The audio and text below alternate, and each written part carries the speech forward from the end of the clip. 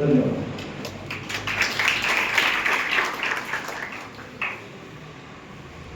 सुंदर ते हात ज्यांना निर्मितीचे डोहाळे मंगलाने गांधले सुंदराचे सोहळे, या बाबा बोरकरांच्या माझ्या आवडत्या काव्यपंक्ती आणि ज्या नवपिढीला नेहमीच लागू होतं. तुम्ही सगळे जे 10वी मधून 11वीत प्रवेश घेतलेले विद्यार्थी आहात, म्हणजेच वेदीवर उमलू पाहणारे तुम्ही फुलं आहात आणि तुमच्या सुंदर अशा हातांना निर्मितीचे नवे डोहाळे लागावे. तुमच्या हातून काहीतरी एक सुंदराची निर्मिती भविष्य काळात झाली, चांगलं काहीतरी निर्माण व्हावं. तुम्ही स्वतः, तुमचं कुटुंब आणि तुमचा देश याची बांधणी करण्यासाठी हे सुंदर हात पुढे सरसावे. आणि ते जर सरसावले तर उद्याच्या भारतामध्ये निश्चितपणाने सुंदराची सोहळे रोज साजरी केली जाते. अशा त्या काव्यपंक्तीचा एक आशय आहे. आणि अशा या वाटचालीतल्या अत्यंत महत्वाच्या टप्प्यावर आलेल्या तुम्हा सर्व नवागतांचं आपण स्वागतही केलेलं आहे. त्या निमित्तानं बीच प्रोग्राम पासून तर आतापर्यंत काय काय आणि कसं आपण पुढे चाललेलो आहोत. भाग्यश्रीनं फार धावत्या स्वरूपात अत्यंत मार्मिकपणाने या ठिकाणी परत एकदा त्याचा पुनरुच्चार केलेला आहे. तिच्यासाठी एकदा जोरदार टाळ्या. आता राजनंदिनीच्या वडिलांनी एक पालक या नात्यानं थोडं दरडावणीच्या सुरात जरी तुम्हाला काही सांगितलेलं असतं तरी त्याच्या मागे एक सजग असा नागरिक आणि सजग असा पालक आहे. खरं तर तुम्हाला सांगणं हे त्याचं कर्तव्यच आहे, आम्ही रोजच सांगतो. पण जे काम तुम्ही रस्त्यावर करता आहात खूप कौतुकास्पद आहे. त्याच्या पलीकडे जाऊन कानाकोपऱ्यात काय चालू आहे तिथेही जरा एक हात घातला तर आणखी जरा या सगळ्या गोष्टी मुळापासून उघडून निघता येऊ शकते. महाविद्यालयाच्या आत शिस्त, संस्कार आणि भविष्य या तिन्हींचा निलाम घडविण्यासाठी आपले सहकारी अत्यंत नेटाना आणि चुकीचा प्रयत्न करतात. एकदा सगळ्या तुमच्या शिक्षकांसाठी जोरदार. आणि आज राजनंदिनी बोलत नसली तर ती उद्या नंतर बोलायला लागेल, तुम्ही काळजी करू नका. आज या ठिकाणी खरं तर कार्यक्रम थोडा आगळा वेगळा आहे. छत्रपती शिवाजी महाराजांनी ज्यांना बहुजन प्रतिपालक असं म्हटलेलं आहे आणि बहुजनांच्या प्रतिपालनासाठी आपल्या संपूर्ण आयुष्याला त्यांनी समर्पित केलं आणि आपला राजशकट हा त्याच्यासाठी समर्पित केला. आणि त्यांचा आदर्श घेऊन 150-200 वर्षापूर्वी मधल्या काळामध्ये जे दारिद्र्य, दैन्य, दास्य आमच्यावर लादलं गेलं त्याचं मुख्य कारण काय हे ओळखणारा महापुरुष महात्मा म्हणजे महात्मा ज्योतिराव, की ज्यांनी विद्येविना मती केली, मतीविना गती केली, नीतीविना गती केली, गतीविना विद्या केली, विद्याविना क्षुद्र कसले की सारे अनर्थ एका विद्येने केले. आपण सगळे अशा बहुजन समाजाच्या घरामध्ये जन्माला आलेलो आहोत. हे काही आपलं दुर्भाग्य नाही. आणि त्याची मूळ मेघ काय ही ओळखल्यावर त्याच्यावर प्रहार करायचं काम केलं. आणि तीच परंपरा पुढे मग राजर्षी छत्रपती शाहू महाराज, त्याचबरोबर सयाजीराव गायकवाड, विठ्ठलरामजी शिंदे आणि मग पुढे अशी परंपरा वाहत वाहत वाहत वाहत तुमच्या कर्जतच्या मातीपर्यंत आली. आणि 49 साली छोटंसं रोपटं लावलं आणि आज त्याचा महावृक्ष झाला. म्हणून अशा या दादा पाटील महाविद्यालयामध्ये शिकायला येणारा प्रत्येक विद्यार्थी हा रयतेचा मुलगा आहे. बहुजन कष्टकरी समाजाच्या कुटुंबातला मुलगा आहे. या भावनेतून रयतेचं सेवक सातत्यानं काम करतो आहे.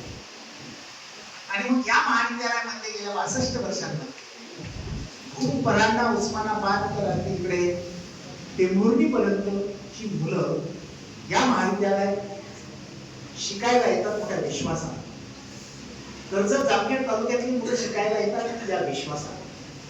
करमाळा तालुक्यातली मुलं शिकायला येतात ह्या विश्वासाने इथं मला खरंच काहीतरी मिळणार आहे. नाही काही मिळालं तरी चांगला माणूस म्हणून त्याची जळण घडवणं. आणि त्या भावनेतून मग या महाविद्यालयात अनेक प्रकारच्या राबवतो त्यामधला एक 4x4 खंड नावाचा एक खंड आपण उभा केला, छोटासा किस्सा पाहिजे. मी 5 वर्षापूर्वी रुजू झालो त्यावेळी कोळंबीलाच मला वाटतं एनएसएसचा कॅम्प चाललेला होता आणि माझी तिथं आगमन झालेलं होतं. त्यावेळी माझी पहिली भेट झाली. सुनीलजी क्षीरसागर, प्रभूशेठ गवळे, कार्यकर्ते मंडळी या सगळ्या शिबिराची पूर्ण जबाबदारी निभावून ते शिबिर पुढे नेले आणि मला तिथं खूप छान वाटतं की जो जे पर्पज आहे रयतचं पर्पज हे काचेच्या घरात राहून काम करणारं पर्पज नाही, मातीत राहून मातीतल्या माणसाबरोबर राहून करायचं काम. लोकसहभाग हे रयतचं मुख्य हत्यार आहे आणि तिथं मला तो लोकसहभाग दिसतो. आणि दरम्यानच्या काळामध्ये कोरोना गेलेला होता, अनेक प्रकारच्या स्टोरीज माझ्यापुढे यायच्या. रोज वेगवेगळ्या प्रकारचे पालक यायचे आणि एक पालक दरवर्षीच असे पालक आणि विद्यार्थी येतात की ज्यांची पायामध्ये चप्पल घेण्याची सुद्धा क्षमता नाही अशी परिस्थिती असते.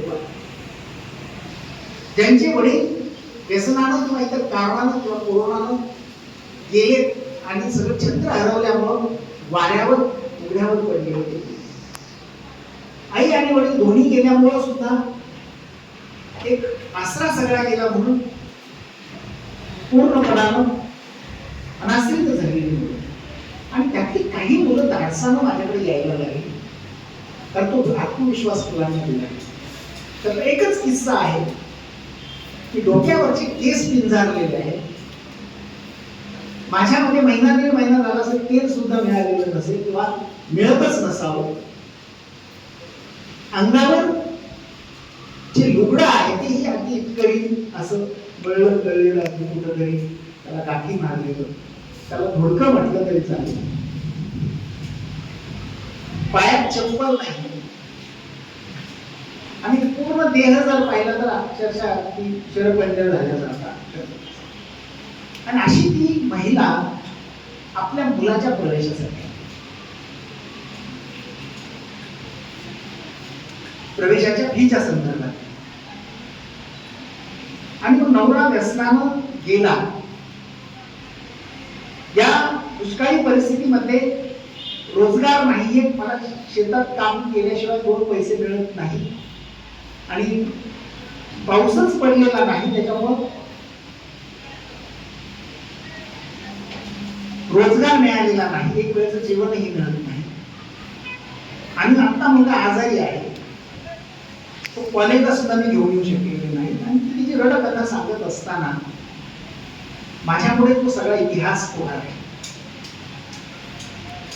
अशाही पद्धतीचं एक जगणं असतं आणि आपल्या मुलाला शिकवण्यासाठी त्या माऊलीची चाललेली धडपड आणि त्याच्यातून असं वाटलं की नाही आपल्याला याच्यासाठी काहीतरी काम करावं. आणि तिथून झालेला प्रवास जो आहे तो आतापर्यंत चालत चालत चालत येत असताना आमचे सहकारी देखील या यज्ञामध्ये सहभागी झाले. मला या निमित्तानं सध्या युट्यूबवर जी एक मालिका सध्या चालू आहे ती सावित्रीबाई फुले नावाची, त्याच्यातला एक काल परवाचा एक भाग मी पाहत होतो राहुलचे. आणि मग त्या मागासवर्गीयांच्या वस्तीमध्ये मुलांना शाळेत पाठवावं म्हणून गेल्यानंतर तिथंची काही एक मुलगी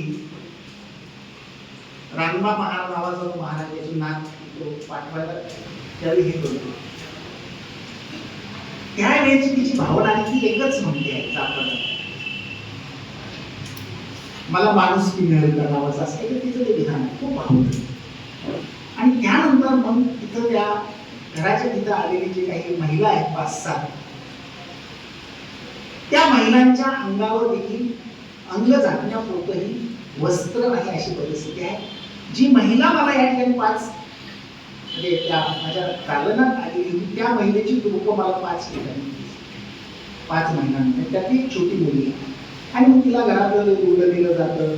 फार सुंदर संदेश आहे, तुम्ही पाहतात मला माहिती त्याचा संदेश फार महत्वाचा आणि तो संदेश दीपकशी इतका सुंदर आहे. त्यावेळी सावित्रीबाई काय करते, सुरुवातीला चंद्रकोर तिच्या कपाळावर तिला विचारते आता ही कशी दिसते, तर ती म्हणते की ही मराठा मुली माझी माहेर नंतर मी तिला एक आर्टिफिशियल छोटीशी माझ्या की तुला कोण दिसते, ती माळ्याच्या घालायची. नंतर मी तिला लांब त्याचं कसं एक पट्टा मारले तर ती कोणी ही धनगराचं समजते. नंतर तिचं कपाळ कोरं केलं जातं त्यावेळी ती म्हणजे ही एकतर ख्रिस्ताव असावी किंवा मुस्लिम असावी. इतकं सुंदर संदेश त्या एका छोट्याशा दृश्यातून दिलेला होता. पण ती मुलगी जी आहे अत्यंत तुमच्याच सारखी अत्यंत भाबडी, निरागस, कुठल्याही भावना नाही, पण दारिद्र्यानं पिचलेली आहे. आणि मग कर्मवीर बाबा पाटलांनी या दारिद्र्यानं पिचलेल्या समाजातल्या सगळ्या घटकांसाठी ही संस्था स्थापन केली आणि त्याची पालनपोळण खेड्यापाड्यापर्यंत पोहोचली. मोठ्या मोठ्या शहरात नाही त्यांनी शाळा कॉलेजेस काढली, जिथं शिक्षणच पोहोचलेलं नाही. वर्षोनवर्ष स्वातंत्र्य अगदी पूर्व काळात सुद्धा मुक्तता आणि त्यातली आपली रयत शिक्षण संस्था आहे, त्यातले तुम्ही विद्यार्थी. आणि या सगळ्या पार्श्वभूमीवर ज्यावेळी आम्ही हा सुरू केलेला प्रण आहे, यज्ञ आहे, तो गेली 5 वर्ष चालत चालत चालत मित्र मला सांगायला अभिमान वाटेल की आतापर्यंत या खंडामध्ये 20-22 लाख रुपयाचा निधी उभा आहे, ज्याच्यामध्ये ह्या सगळ्या मंडळींचा सहभाग आहे. मग कोणी वाढदिवसाच्या निमित्तानं पुस्तक देतो म्हणून माझा वाढदिवस माझं पुस्तक नावाचा उपक्रम आपण सुरू केला. आजपर्यंत 2,000-3,000 हजार पुस्तकं त्या माध्यमातून मुलांना वाचण्यासाठी की ज्याच्यातून मुलांनी चांगला संस्कार घ्यावा, काहीतरी घ्यावा. गर्ल्स फंडच्या निमित्तानं आम्ही वाढदिवस असेल, कुणाच्या घरात वास्तुशांती असेल, विवाह समारंभ असेल किंवा कुणाची पदोन्नती झाली, आणखी आनंददायी जे काही असेल त्या निमित्तानं त्याला जे वाटेल त्याला सोडायचे. खरं तर रयतेचा प्रत्येक सेवक हा संस्थेला पगारातल्या 1% रक्कम दर महिन्याला आणि कर्मवीर जयंतीचा 1 दिवसाचा पगार दरवर्षी अशा पद्धतीनं आपल्या वेतनातून संस्थेतल्या दुर्बल शाखांच्या विकासासाठीचा निधी जो उभा केला जातो त्याला पाठवतो. त्याच्या पलीकडे जाऊन आउट ऑफ द वे ज्याला आपण मिळणाऱ्या सगळ्या वेतनातून जाणारे इन्कम टॅक्स हे सगळे कटिंग याच्या पलीकडे जाऊन सुद्धा एक भावना इथं आम्ही रुजवण्यात यशस्वी झालो की देतो तो देव आणि राखतो तो राक्षस. शेवटी आपण बरोबर किती आणि काय घेऊन जाणार आहोत आणि आम्ही जे ठेवणार आहोत म्हणजे तरी कोणासाठी ठेवणार आहोत. आणि मग त्याच्यातच जर आम्ही काही थोडंसं वेगळं आणखी काढून आत्ताच्या काळातल्या पिढीसाठी काही त्याचं देऊ शकलो तर उद्या त्याच्यातून सुगंधच दरवळणार आहे. या मागे देणाऱ्याच्या मागची भावना ही कुठल्याही उपकाराची अजिबात नाही आणि तुम्ही सुद्धा ते मानायची गरज नाही. आपण सगळे स्वाभिमानी समाज घटकातले लोक आहोत. घेणाऱ्याच्या मनातली भावना एकच असावी, याचे रिटर्न्स मी माझ्या यशस्वीतेतून देईन, याचे रिटर्न्स मी माझ्या कर्तृत्वातून देईन, याचे रिटर्न्स मी माझ्या मिळालेल्या संस्काराच्या विकासातून देईन. आणि मग देणाऱ्याने देत जावे, घेणाऱ्याने देत राहावे, घेता घेता येईल, देणाऱ्याचे हात घ्यावे या उक्तीप्रमाणे हा जो गुणधर्म आहे तो गुणधर्म जरी आम्ही रुजवू शकतो आणि तो जर उद्या तुमच्या माध्यमातून भविष्यामध्ये जर उगवून आला तर ते आमचं यश आहे. आज तुम्ही काहीच द्यायची गरज नाही. तुम्ही फक्त वेळ द्यायचा आहे, तुम्ही फक्त कष्ट करायचे आहे, तुम्ही फक्त अभ्यास करायचा आहे, तुम्ही फक्त स्वतःला विकसित करायचं आहे, याच्यावरच फक्त कॉन्सन्ट्रेशन करायचं, एवढीच मोठी अपेक्षा आहे. सुनीलजी क्षीरसागर सारखी व्यक्ती न बोलता दरवर्षी कोणत्या ना कोणत्या माध्यमातून सातत्यानं मदतीचा हात पुढे करते. ही काय फार गडगंज श्रीमंत असलेली व्यक्ती अजिबात नाही. आणि आमचा अनुभव आहे की ज्यांच्याकडं अडबाब आहे, अगदी चलता चालणार नाही 10 पिढ्या, त्यांचा हात कधी दातृत्वासाठी पुढे येत नाही. परंतु सर्वसामान्य मध्यमवर्गीय आणि जाणीव असलेले लोक मात्र स्वतः पुढे येतात. काही जण वेगळ्या दृष्टीनं देखील काम करतात आणि ही स्वाभिमानाची भावना विकसित व्हावी म्हणून आम्ही आता भाग्यश्रीनं या ठिकाणी जो उल्लेख केला, अर्न व्हाईल लर्न ज्युनियर साठी नसलेली स्कीम या महाविद्यालयात फक्त चालू केली आहे आणि त्याच्यासाठी महाविद्यालयानं पर इयर 3 लाख रुपयाचा फंड स्वतंत्रपणाने उभा केलेला आहे. की जेणेकरून त्या मुलांमध्ये स्वाभिमानाची भावना देखील जी कर्मवीराच्या अपेक्षा होती ती राहावी आणि होत झाली, की त्यातून गरजू विद्यार्थ्यांनी एक तासभर श्रमदान करावं आणि त्या तासाच्या श्रमदानाच्या मोबदल्यात त्याला जे काही दिलं जाईल ते त्याच्या घामाचं असणार आहे आणि ते त्याला स्वतःच्या शैक्षणिक विकासासाठी वापरावं. आणि याच्यासाठी आपण स्वतंत्र तो निधी यासाठी उभा केला, फक्त हे अशा पद्धतीचं भेटलं तर त्याचं मूल्य सुद्धा जपलं जातं. म्हणून आम्ही ब्रीथ दिलेलं आहे, फुकट कोणाचे घेणार नाही, फुकट कोणाला देणार. आता तुम्हाला हे मिळालंय ज्यांना कोणाला शैक्षणिक साहित्य म्हणून युनिफॉर्म आणि 6 वह्यांचा सेट पेन, याच्या मागे फुकटची भावना अजिबात नाही. तुम्ही सुद्धा ते मानायचं कारण नाही. ते म्हणजे फार मोठं काहीतरी तुम्हाला अगदी सगळं प्रदान केलेलं असं नाही. फक्त त्याच्या मागची भावना समजून घ्या, त्याच्या मागची भावना आणि त्याच्या मागचा संस्कार समजून घ्या. आणि मग अर्न माइंड लर्न सारख्या स्कीम मध्ये तुमच्याकडे या गरजू मुलांनी आणखी ताकदीनं उतरावं आणि त्याच्यातून एक श्रमाचे संस्कार आणि हा जो स्वाभिमानाचा संस्कार आहे तो जोपासावा, अशी आमची एक माफक अपेक्षा. मित्र, खरं तर ही एक चांगली प्रॅक्टिस आपल्या महाविद्यालयामध्ये आता खूप चांगली रुजली आहे. मी ज्युनियर विभागातील जे शिक्षक आहेत कला वाणिज्यकडचे त्यांचं पुन्हा एकदा अभिनंदन यासाठी करेल की त्यांनी उत्स्फूर्तपणानं स्वतः आपापसात ठरवून आपण देखील काहीतरी हे केलं पाहिजे. कारण त्यांनी भूक परांडा वगैरे अगदी तुमच्या दुधवडी असा जो काही भाग सगळा पेचून काढला आणि त्यातूनच त्यांना घराच्या अति उंबऱ्याच्या आत केंद्रित केल्यावर त्यांना खरं कळलं की मुलं कोणत्या सिच्युएशन मध्ये राहतात, शिकतात आणि त्याच्यातून त्यांना ही प्रेरणा मिळाली आणि त्यांनी त्यांच्यात एक स्वतःचं कॉन्ट्रीब्यूट केलं आणि आज त्यांनी अशा 55 विद्यार्थ्यांना सिलेक्ट करून आजचा हा समारंभ पार पडतो. सुनीलजी क्षीरसागर तर आपल्या नेहमीच पाठीशी असतात. त्यांनी देखील उत्स्फूर्तपणाने या ठिकाणी 55 विद्यार्थ्यांसाठी शैक्षणिक साहित्य जे आहे वह्या आणि पेनचं ते स्वतः फार गडगंज नसताना देखील एक त्यांच्या मिळकतीतलं काही एक उत्पन्नातलं काही एक त्यांनी याच्यासाठी व्यतीत करण्यासाठी राखून ठेवलं आणि ते आज या ठिकाणी समर्पित केलेलं आहे. दीपक शेठ मी आल्यापासून आणि माझ्या पूर्वीपासून नेहमीच या पद्धतीनं काम करतात. दरवर्षी 4 ते 5 विद्यार्थ्यांचं दत्तक पालकत्व ते घेतात. आज ते प्रचंड आर्थिक अडचणीत आहेत, पण तरी सुद्धा या बाबतीत त्यांनी कधीच माघार घेतली. काहीही असलं तरी सुद्धा ते त्यांचं जे काही कर्तव्य आहे ते कर्तव्य नेहमी निभावतात. राहुल साहेब देखील म्हणजे आर्थिक असो किंवा इतर बाबतींमध्ये नेहमी धावून येतात. तर हे सगळं चांगुलपण आहे की रयतेनं जपलेलं आणि जोपासलेलं चांगुलपण.